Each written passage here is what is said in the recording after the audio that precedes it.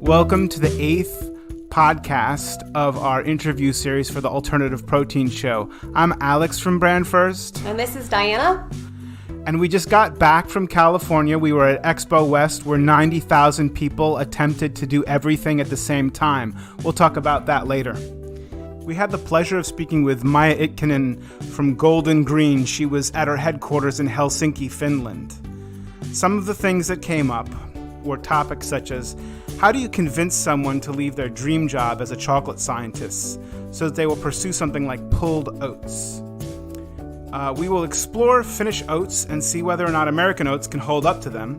We will find out who the Beast and Gigi are and why they are interchangeable. And more specifically, does the idea that you would get 30% more protein than beef and chicken sound a little crazy, especially when I bring up the term oat meat? Stay tuned. So just a little bit about Maija. Maija Itkonen studied strategic and industrial design in the Aalto University School of Art and Design and specialized in international design business management at the Helsinki School of Economics. Maija has always been interested in design, tech, and food innovation. And as an entrepreneur, all of those things came together in 2014 when she was on an airplane reading a New York Times article. The article was about fake meats that finally taste like chicken.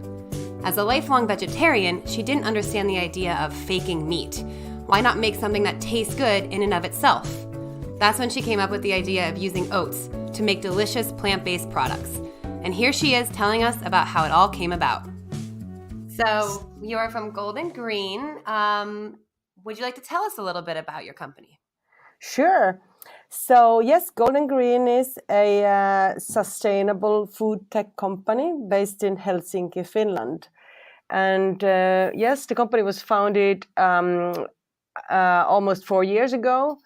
And we have a really great set of innovative products and continuing to designing more. Nice. Yes, we tried some of your meatballs, the pulled oat meatballs at the show. They were delicious. Yes, indeed. And I mean, the oats is actually playing a key role. So the whole thing started so that we started to think that what could be the way to utilize this Nordic superfood in a better way, that there's actually nothing like this made of oats before. And in the Nordic countries, you know, oats is something that grows super well. And it's actually something that we are very proud of. And it's kind of like it has been part of the diet for a very long time. But still, the kind of like the oat researchers, they always focus on, like traditionally, they focus on things like baking and snacks and these porridges and mueslis, etc. So we were kind of like starting to see that what would happen if we would look this oat topic from a little bit different angle and started to look into the combining the oats and the meat alternatives. Yeah, I had a question about the pulled aspect. Mm-hmm. Is that actually something that you do to the oats, or is that more of a term to make it relatable? Yeah, maybe it's more like relatable because, you know, we are not actually pulling anything. We are using mechanical processing like shearing and heating and mixing. So definitely it is not based on any like using chemicals and so on. But the structure, it's kind of like pulled because it has this exciting fibrous texture. Right. It tasted and had the texture of meat, for sure. Yeah, so that's exactly the whole point that, you know, we wanted to make it so that it's very tender and having this nice mouthfeel, and it feels somehow like familiar, that there is something that you have no hard time figuring out that what would be the nice application, in what dishes does it actually fit best, and could I make something delicious out of it? But it's still not trying to like mimic meat. You know, that's actually our philosophy, that really trying to mimic very hard on something that is anyways going to be out of the diets very soon. That is actually not the best approach. So we have been trying to think that what could be a plant protein that is like standing on its own, that is good on its own and clean label based on the ingredients that people really, really like to eat. And, you know, already the grandma told you that this is something very healthy and very good, like the oats. And then still thinking about it, it feels familiar, but it doesn't really need to be fake meat. Right. Is there a difference between Nordic oats and, let's say, oats grown here in the U.S.? Is there any, difference at all? Yeah, I mean, oats is actually, they really like the Nordic climate, which is like these cold summers and lots of rain and all of these things. But also the light summer nights, because, you know, we have this midnight sun in the summer. And in many other areas where the sun goes down in the night, it's a very different environment for the plants to grow. And kind of like in the Nordic climate, this goodness is packed into the oats and they grow super well. So that is actually the reason why we like the Nordic oats the best. Right. So your seasons are quite different than they are here. From what I understand, you have a much longer period of night. Is that correct?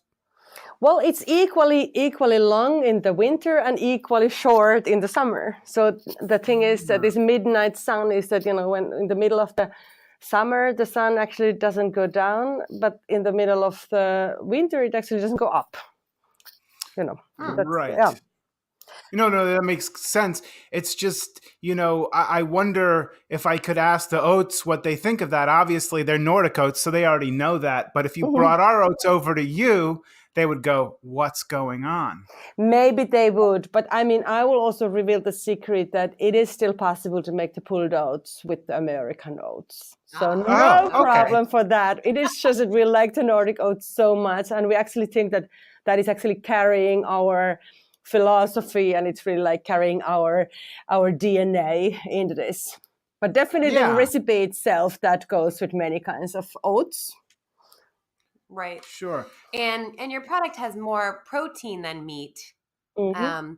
And how else does it compare nutritionally to meat? Mm-hmm. Yeah, so actually it's not just the meat quantity, which is, that is true. It's very, very high. It's over 30% of protein. Like chicken breast, for example, has like 20%.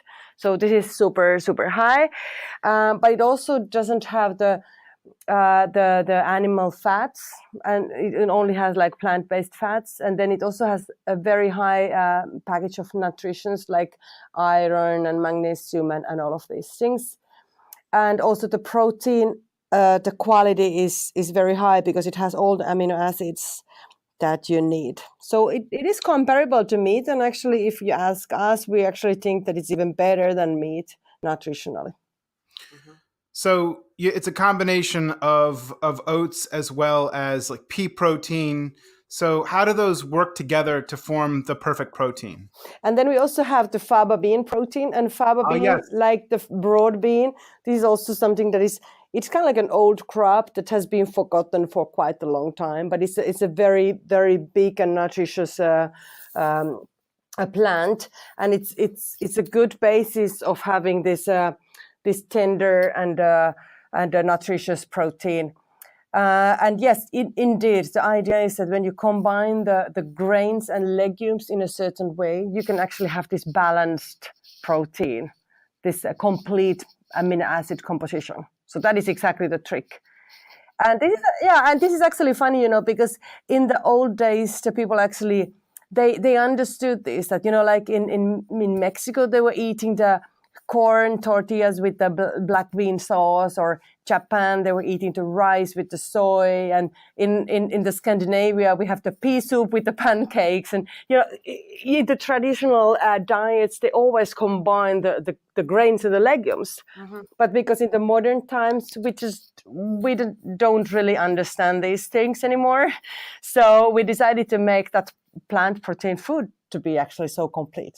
Yeah, it's a nutritionally sound partnership between two things that really balance out, right? So when you talk Indeed. about the oats and the legumes working together, how much of that is you're binding them or combining them to make this product?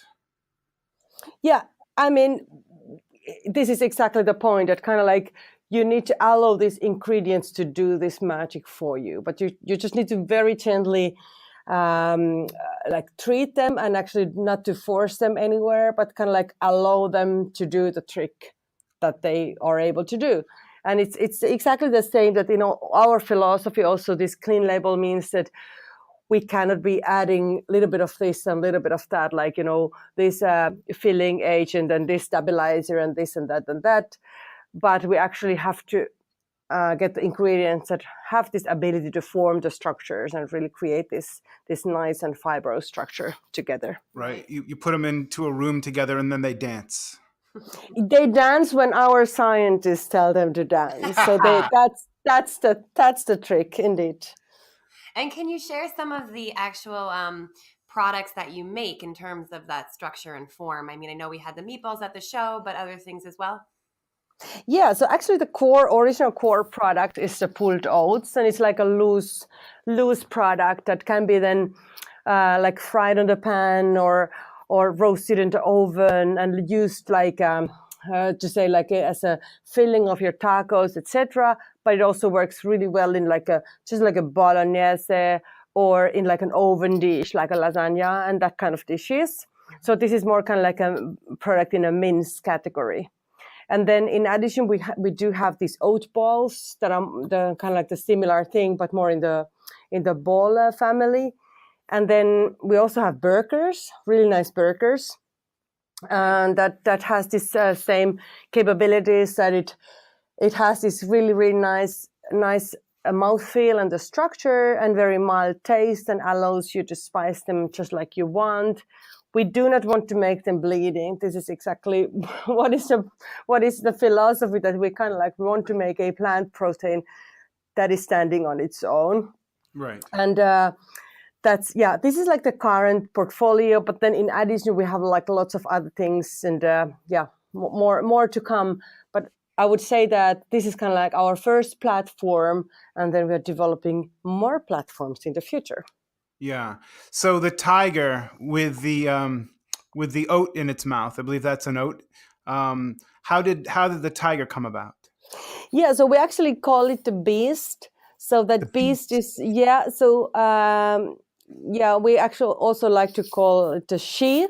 She is hunting for the perfect protein, and she would rather go with the pulled oats that is better than the meat. But actually, the background of that is that we started to think that, you know, the food scientist work or the technologist work, it is actually quite close to the artist work. That you really have to master all the details and all these techniques and know like really understand the big picture, and then you break everything. Then you decide to do exactly what you want. You don't care who says what and what do the school books tell you. You just go and experiment. And suddenly the world changes because of your skills and your bigger understanding. So we actually asked an artist to draw this whole phenomenon in just one picture, that what is the perfect protein. And we have a very like strong patented technology, and like we think that the company is really strong, and you know, this is kind of like everything just captured in this one picture. And also the fact that, you know, our starting was quite interesting because people were really fighting for the packages. So it was also that the response from the consumers, it was also like an inspiration for this image. Yeah, you've really had a strong, from what I remember, you said a very strong interest in Finland, and it caught on like wild oats. Yes, indeed. I mean, it was actually quite strange because we didn't even think that we would even launch it in Finland. You know, we are just 5 million people here, and we were thinking about that. You know, it's going to be good for the technology, and we have really great developers and great materials and like all of this knowledge about the natural materials and so on. But we just thought that, maybe as a market, it's a bit too small. But we were doing some trials because we thought that, this is, of course, the best way to learn. And, in this like user-oriented method, you always need to go to the users in every stage. So what happened was that we were just doing our first shop trials in the supermarkets. And then people just found it out, and it was just a huge viral phenomenon. So they really started to fight for the packages. And somebody was even coding an app to get the notification when the trial boxes arrived to the supermarkets, and they were like in front of the shops like 7 a.m.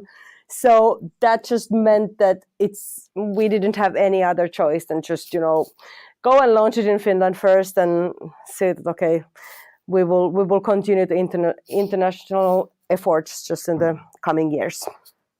Mm-hmm. Mm-hmm. So there's a lot of history in cuisine. In Finnish and Nordic cuisine, right? So I was poking around, and one of the things came up that we have here, which is a slow food movement. Mm-hmm. Do any of the way in which you are creating this, does that at all, have you found your, product being used within that? Yeah, that's actually a very interesting question, because I think that in this like a traditional Nordic cooking, this slow food also means that you're taking the best ingredients and you're kind of like you're treating it exactly like I was telling about these ingredients, that it's like you cannot sacrifice. You just have to have the best, and then it takes what it takes. We kind of like want to be the modern interpretation of that thing, so that you can still have the slow food cooking, even though you would have 15 minutes time on your kitchen when your kids come from school, etc. So, that slow food is more maybe a philosophy than actual time. Right. Yeah. No, I would agree that it should be adaptive and be able to embrace some new things, and just with the principles of the beauty of food and kind of the poetry of it. Because if you're worried only about the grammar, then you don't get to the poetry, right? Which is sort of what you were saying. Indeed, indeed, and it's also like that it's like consumers really want to have both these days. That you really want to have the tasty food, but also the good food, and also the nutritious food, but also the quick food, and also the accessible food, and also the affordable food, and it all needs to come together. Yeah. Well, there's many, many reasons for why people eat. I think one of the things that, companies such as yours have really provided is the opportunity to eat food that is good for you in a way that is uncomplicated. Mm-hmm. And which is a great thing. It hasn't yet come here fully, which is another question that we have for you. When can we expect to get your product in the United States? Yeah. Yeah, that's a very good question. And if you have to answer, I would also like to hear that. No, just kidding. Actually, we do have some very interesting projects on the table at the moment. And it looks like we would first go to the food service side, because that is more, I think it's more kind of like quick and effective to also study the product and study the market and so on. But I really, really like to rely on partnerships. I really don't believe that anybody in this world can do these things alone.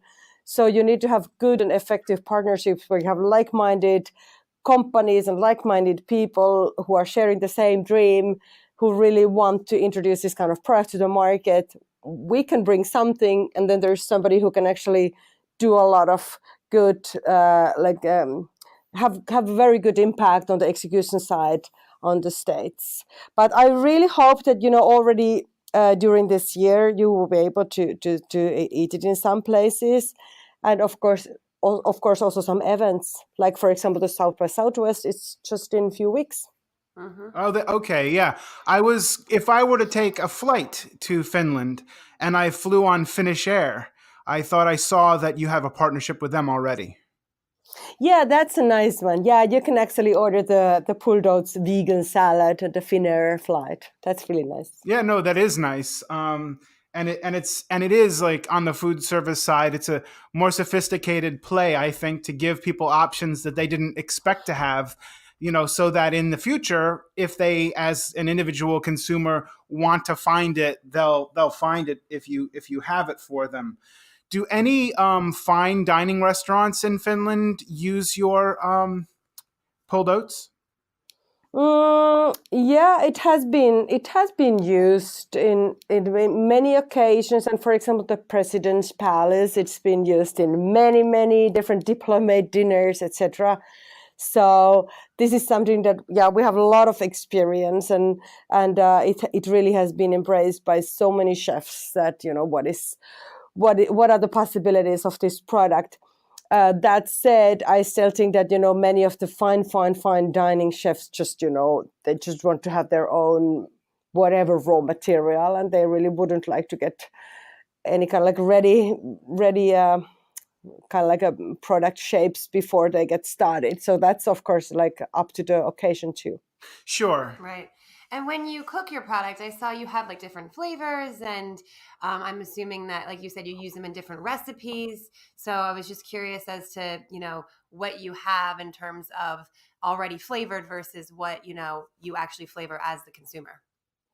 Yeah, so actually we have currently two products that have been the most like the bestseller products, and we are actually aiming to focus most on. So one of them is the totally unflavored one that we call Newt. So this is a product that is like an open blanco canvas that you can just start making your own painting. And it really absorbs the flavors really nicely. So that's the nice thing about the pulled oats, that it really takes the flavors inside of the product.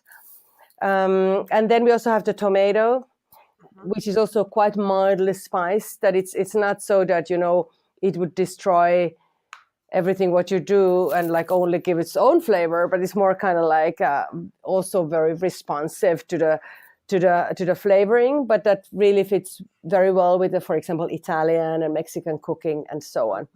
But actually one journalist was writing it really nicely that this pulled oats is like a drum set in the jazz band. That it gives the body and it gives the structure, and it kind of like keeps the dish together. And it has the nutrition in there, but then it allows somebody else to shine. So it's not supposed to be the centerpiece of the flavor world. Right.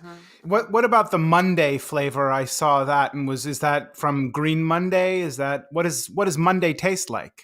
Yeah. So we actually took it from the meatless Monday. So that kind of like has been the idea, and also Monday is a good day to start many things.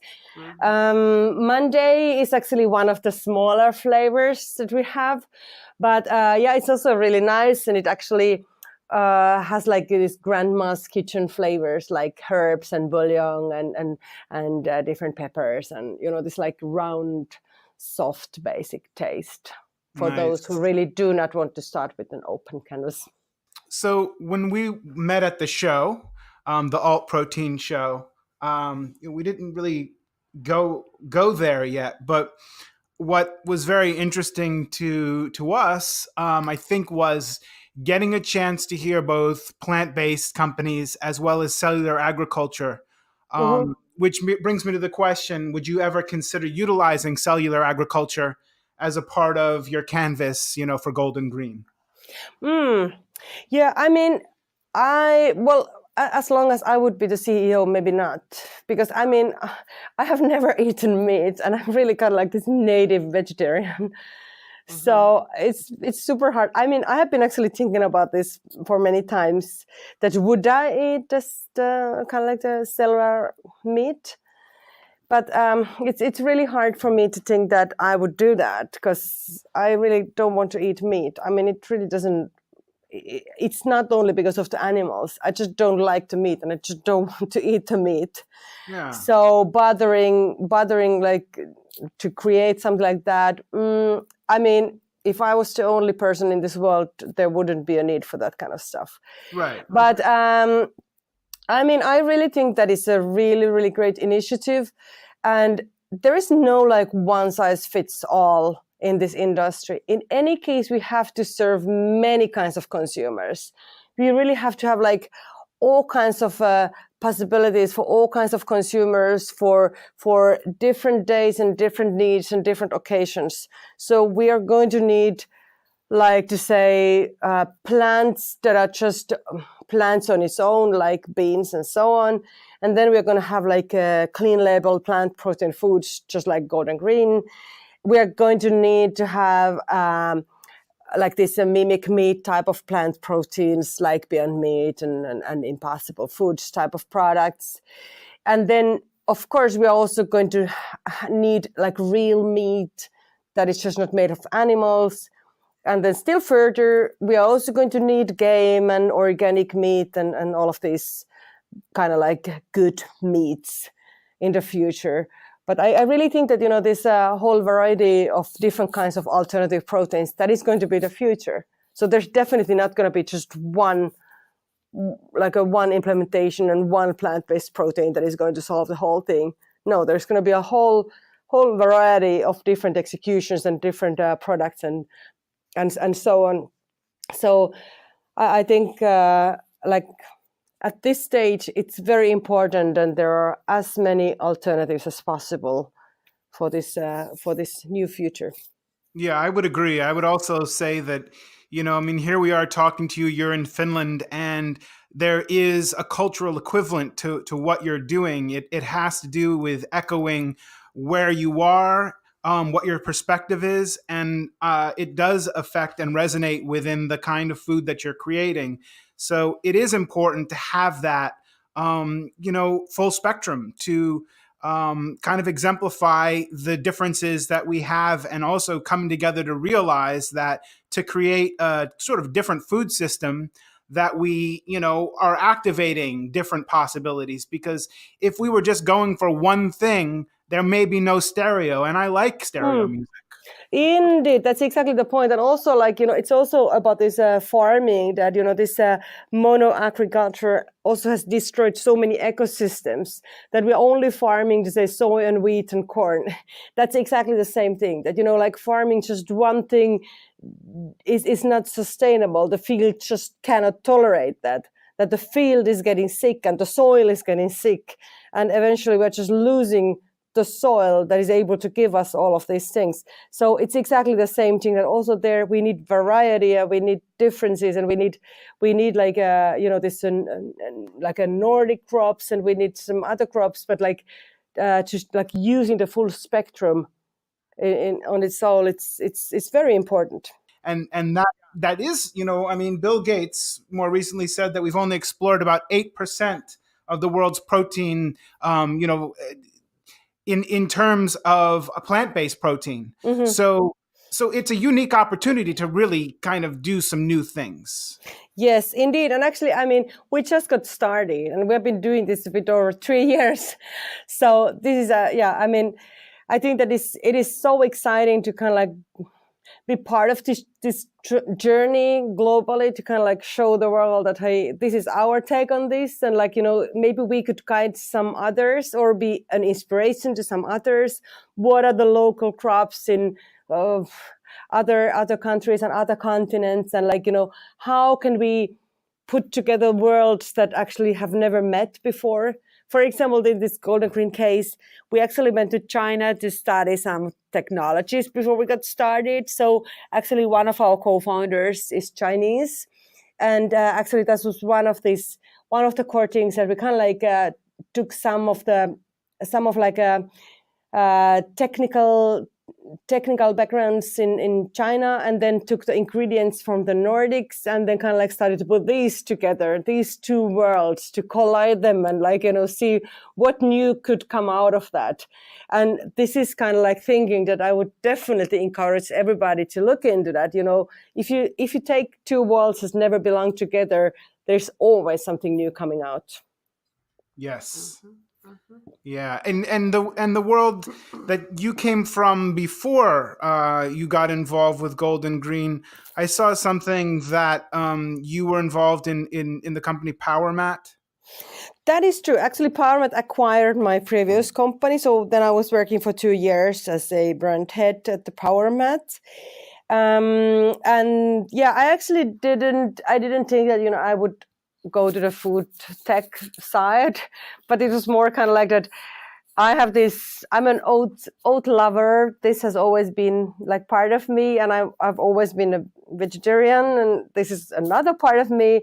I'm also a designer, a brand builder. And then I started to see that, maybe there is something that, like this could be a nice way to combine all of these different sides of me and, kind of like make this foodie background to actually work also in the professional way. So yeah, this is again another way of kind of like taking the things and just putting them together. It's not very common to kind of like start as a designer to start a tech company, and then as a tech entrepreneur to start a food company, So again, like, challenging these realities. This is something that I really like. Yeah, I think you have a unique style to the way in which you are, just looking at your site, but also even when we saw you in San Francisco, you had a pretty cool pair of earrings on. Oh, yeah. Actually, we were planning to start selling them because so many people have been asking about that. Yes. And yeah, those are cool. wooden beast earrings. Yes. Yeah. Yeah. Yeah. Well, and when you spoke at the show, Maija, it was really interesting to hear about the origins of how you started this company. So if you could share a little bit about that. I mean, you were on a plane when you came up with the idea, right? Yeah, and actually, I mean, that is also very encouraging for the journalist that, it's always, it's worth writing these articles because there's always somebody reading them. Yes. And also in an occasion that you wouldn't maybe see that it's the most typical one. But in this case, I was in the plane, I have been just traveling back and forth, New York and Helsinki and Tel Aviv, like just for these 2 years. I was starting to think that, maybe like there could be something else what I should be doing. And I had been kind of like, thinking about that maybe it's time to consider having another company, but if there is nothing so important that is forcing you to do that, then it's not yet there. But then I actually encountered with this article about Beyond Meat's early stages, and it was saying that fake meats finally taste like chicken. So that was kind of like the point of the article, that now the fake meat industry is finally at the stage that, it actually tastes like real chicken. And then it was telling about that story when Beyond Meat's products were kind of like by accident mixed with the real chicken and nobody saw the difference or something like that. So I really got this aha moment that could it be possible that we could use some ingredients that we really like and that we really love, and we see that actually have like these characteristics that could be more than just like fake meat. Could it be possible to combine these? And then I started to draw the plans and make like gather my ideas, and I was drawing and writing many pages to my notebook. And then when I landed, I was calling this good friend of mine, Reetta Kivelä. She's an oat scientist. Like, she actually made her PhD at the processing of oats. So she's been an oat specialist for a longer time, already on the day, like on those times when oats was not so sexy. So she was already studying that back then. And then I was calling her immediately, like, you need to do this with me. This is going to be revolutionary. We are going to change the world. And, she's a scientist. So she was like, I'm not sure. Like, you are quite, I mean, she knows me. She knows that I'm like very passionate about these ideas, but she's kind of like that, you're just lacking some basic know-how that, this and that protein doesn't behave like this and that. And then I was a bit disappointed. that like, why doesn't she get excited? And I really have to say that, that was the hardest sell. It took me almost a year to convince her that this is something that we need to do. I mean, she was having a dream job back then. She was like the research head at the like one of the biggest chocolate factories in the Nordics. And, this is kind of like everybody's dream job when you're studying the food science and you get this chocolate factory job. Anyways, I knew that she's a very entrepreneurial person. And then actually, once she was on board and when she actually had done these first trials and she got this Chinese guy to join our team and kind of like bring a little bit different angle to this cooking, she was so excited. And I mean, actually, I think that that's already a very, very good start that, she was kind of like forcing me to really justify this very well. Mm-hmm. Yeah. So you were cool enough to say to her, hey, your chocolate is great and everything, but let's make use of your science in a new way, in a revolutionary way. Yeah, indeed. Exactly. And you're going to be so much happier and you're going to be so much more satisfied that you actually joined this adventure. Exactly. And does she admit to the fact that you basically saved her from chocolate world? Yeah, exactly.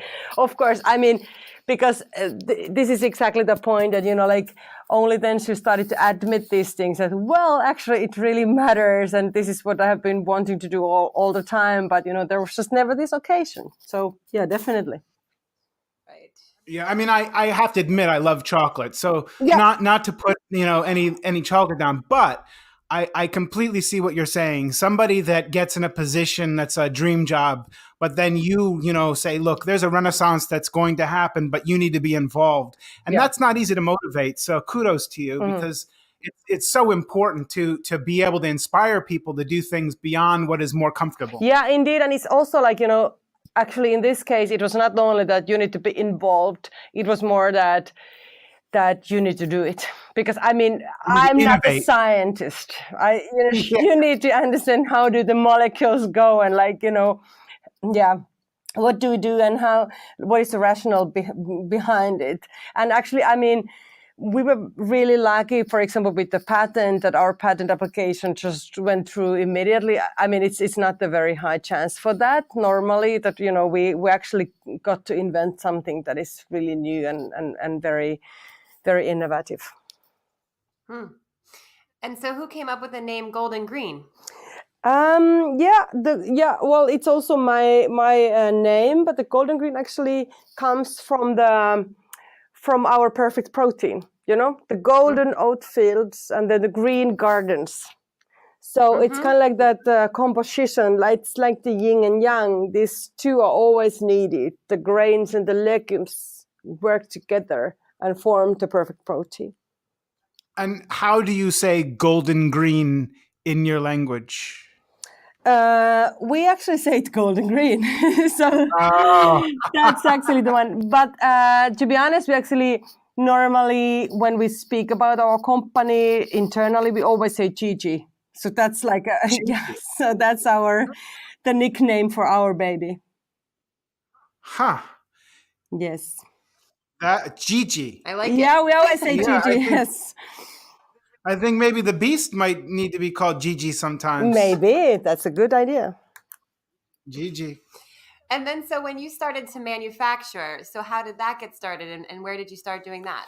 Oh, yes. I mean, we had kind of like a problem, because like I told you about these trial batches, those were actually made in our little kitchen. We had rented a little bakery in the downtown Helsinki, but it was really tiny. So just good to be our lab, but not at all a production facility. And we just had this little problem that we had absolutely no idea how could this be produced, So it's not enough that you just have the product idea. You really have to have the production idea as well. And, like when you're making this, you're multiplying the scale. Like you have something on your desk and then you have like a 10 times more and 10 times more and 10 times more. You actually have to reinvent the actual production method.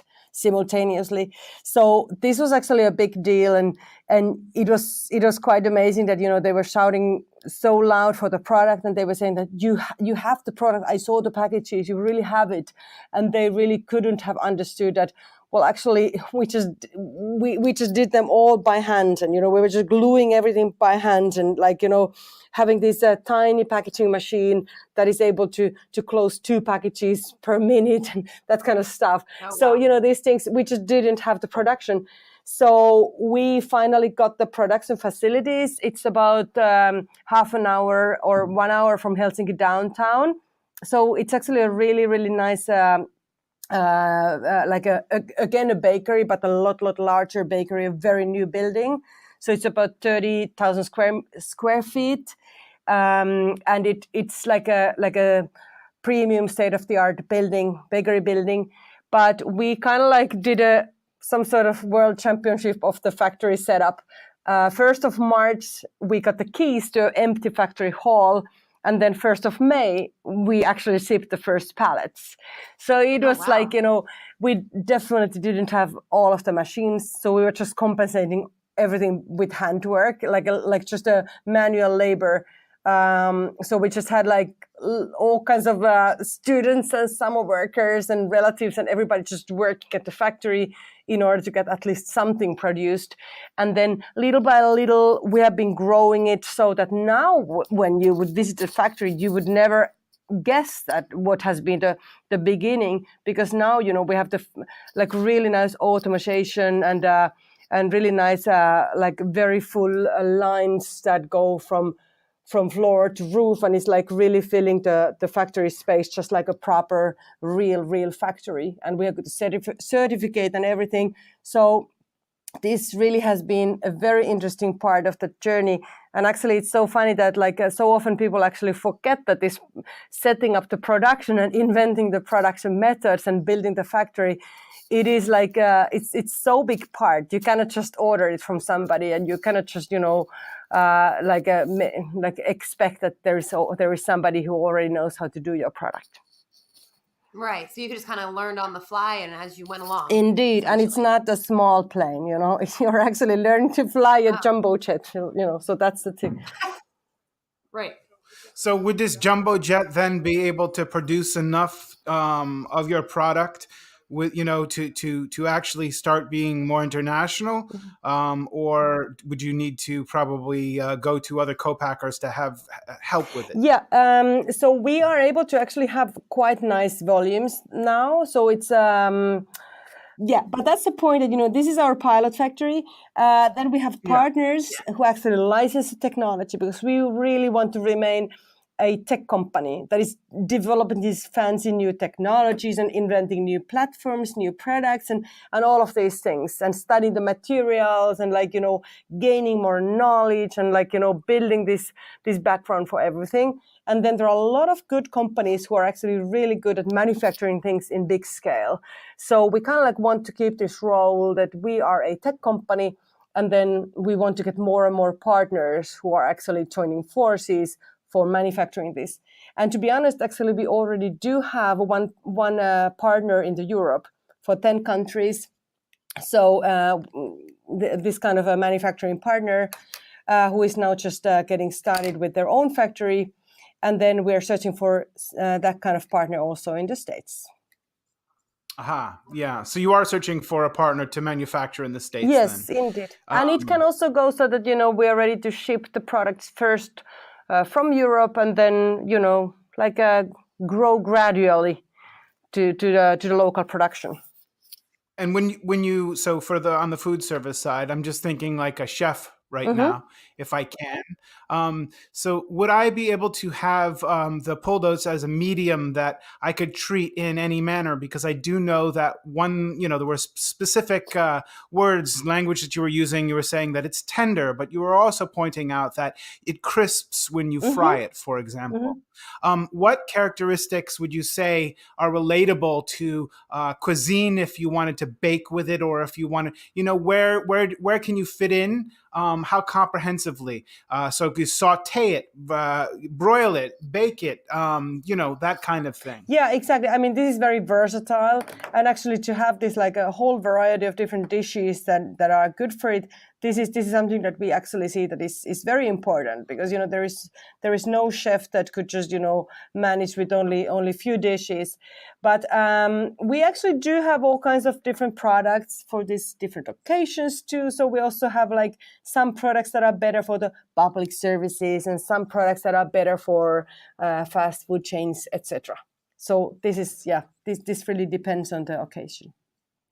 Right. So you really are you understand that you're building kind of a complete protein that will be extended in different iterations to meet the needs of being able to use it in recipes as well as a quick snack. Indeed. And all of this contains oats, so that also means that more and more people will have the chance to actually try the oats and enjoy the nutritional benefits and great taste of the oats. Yeah. So oatmeal, let's just for 1 second. I know that sometimes when I eat rolled oats in the morning, right? And then there's the oats that are more like the Scottish equivalent that are they're not rolled at all. It takes longer to cook them. Like a whole grain oats or something like that. Whole grain oat, yeah. So how much processing in that when you are getting the oat? Are you rolling it? Is it staying in its whole grain form? Like what? Where are you with it? So actually we are using the main ingredient is the oat bran flour. So the bran is actually the area where the goodness of the oats is packed. All this fiber, this beta-glucan that has very good impacts on your heart health and digestion and so on. This is all in the oat bran. And actually the oat bran is the part of the oats that was not so widely utilized often, because they wanted to only use the core of the oat that is more whiter in the color and so on. But that was actually one of our core principles, that we actually want to work with the bran, because the bran is really, really healthy. So the oat bran flour is our main ingredient, and then we also use the full corn oat flour. And then we also use an ingredient called oat protein, which is like a protein fraction of the oat material.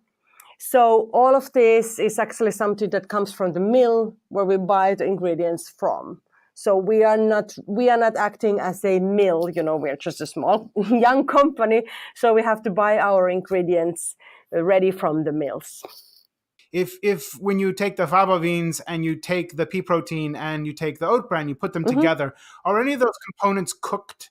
Are they kept in a raw form? How, because we were talking to somebody from, it's called Foa and Son, and they actually are an insurance broker and the risk management for companies such as yourself.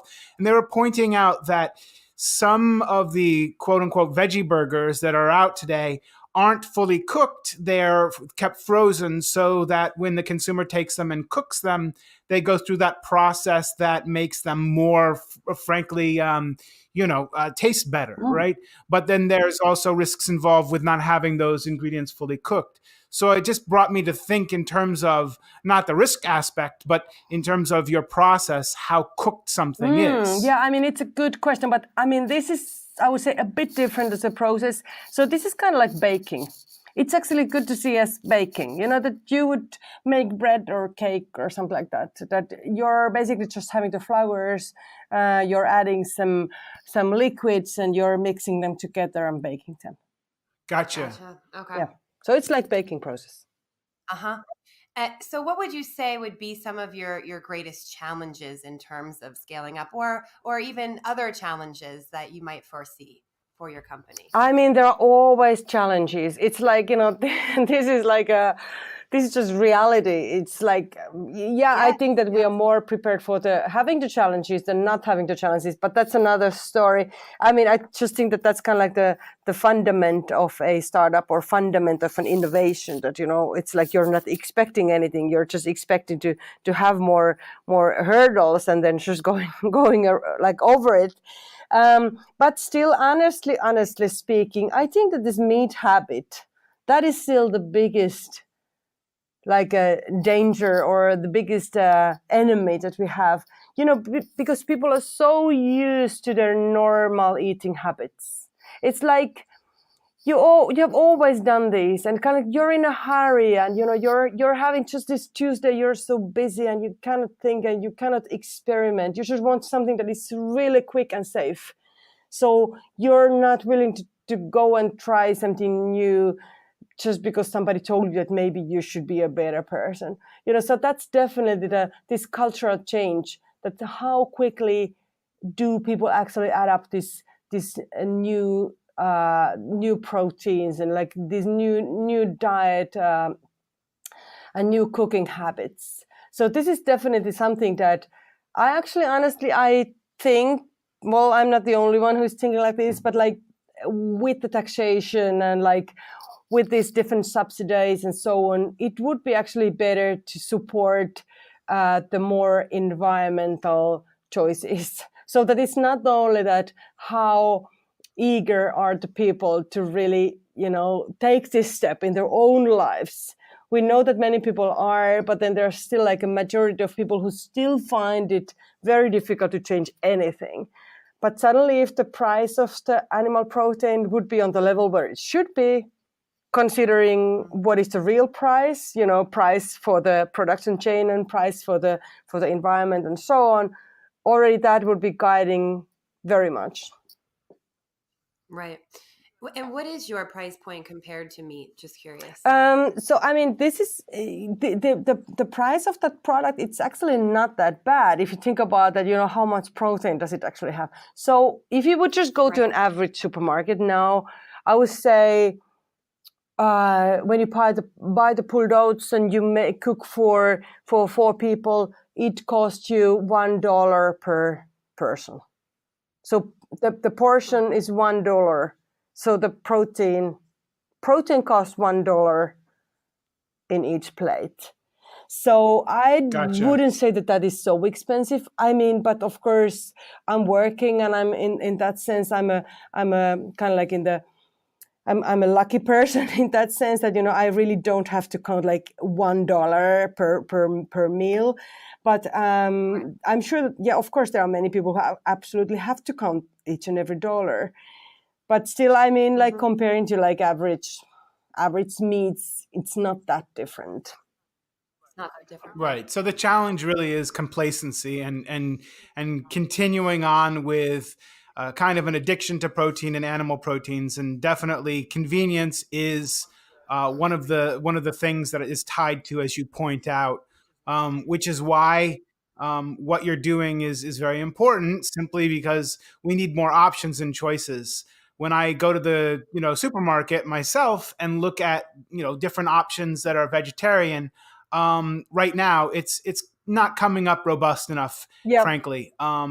We need to change that, but it's also how that's put in front of people, because right now mostly it's in the freezer section, and that's not always where people look for their protein. So there's a format, and it really is a pattern. It's a pattern that in order to break it, there do need some legislative hurdles and things. I think that would really do some good, and more awareness too. Yeah. I feel, because I know just in telling my friends and family about what I've learned when it comes to the need for plant-based proteins and moving away from factory farming, a lot of them are very surprised at some of the statistics I share with them and some of the things that I've learned.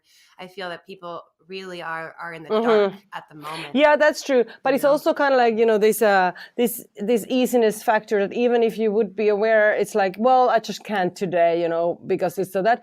Right. But it's like let me give just one example. I think this is a charming one. We are serving the pulled oats in a Taco Bell restaurant. Like they have like 10 Taco Bell restaurants in Finland, and the pulled oats taco is actually one of the best sellers. It's really popular as a dish, as funny as it is. Taco Bell serving the pulled oats. You can basically get any taco with the pulled oats, and they taste really good. I mean, they taste like tacos. They don't taste like something like freak, So that's the point. I mean, we have heard so many people saying that, I was just curious. I was just taking this pulled oats taco instead of my normal whatever meat taco. And then I realized that, hey, this tastes really good. Maybe I could also cook this at home. It cannot be that difficult. So I made the tacos also at home. And that's already kind of like a good way of seeing that, this, for example, these fast food restaurants, they play a key role, that it's maybe not so big sacrifice that you're just taking your own taco. So if it's not the good taco, who cares? It was just mine. But when you're cooking for the whole family and you are very, very busy tonight, and so then it's like a lot bigger effort. You really do not want to fail. But once you tried it at the Taco Bell and it works, why not to try it at home too? So I think that is kind of like, it's like these touch points are really important for the consumers. Mm-hmm. Yeah, and it's super smart that you have actually been able to get your product into Taco Bell, because I mean that's really the place where people are going to try it, probably most casually, and find out that maybe they fall in love with it. Right. So you're getting more exposure, and to your point, if it's easy and convenient and affordable for people and it tastes great, then and why not to try it again? You can see that, well, if it's here, it cannot be that difficult. Right. So is there culturally within your country, so the Finnish culture, has it been received at all? Has there been any pushback at all with the traditionalists that are maybe wanting to eat meat? I mean, has that happened at all, or maybe you just have more of an enlightened position? I don't know. I mean, of course, there are still these forces that are more kind of like for the traditional, that what is this thing? And I would always continue eating the meat what I've always eaten, and we also have quite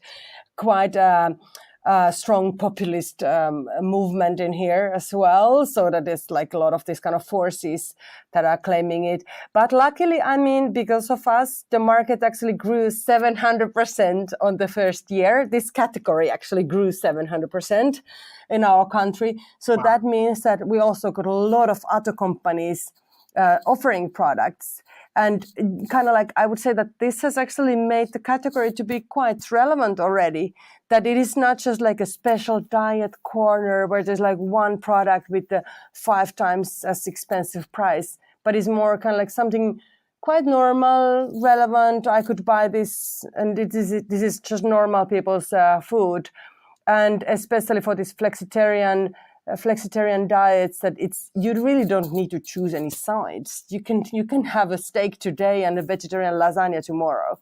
So we think that this is very important. Right, and that really makes also all the difference in the world when you have you're able to exist and with other things still, because those things do exist, so you can't just push things out of the way, but you subtly get people to adapt. And what was when you went to, is it Sweden that is the other country that you have a lot of people having golden green? Yeah, Finland and Sweden we have been so far, and then now also launching the Netherlands and UK and the rest of the Scandinavia.